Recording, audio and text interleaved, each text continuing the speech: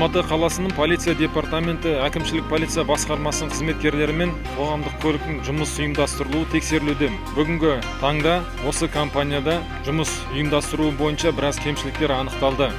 Соның ішіндегі қоғамдық көліктің техникалық ахуалы, санитарлық жағдайы және де жұмыс орнынан шығатын кездегі жүргізушілердің тексеруі бойынша, сонымен қатар жаңағы техникалық бақылауын ұйымдастыру бойынша басшы құрамына нұсқама берілді. Сонымен қатар 9 бағытта қоғамдық көлікте бейне бақылау камераларының жоқтығы, сонан кейін жол жүру ережелеріне енгізілген соңғы өзгертулер жеткізілді.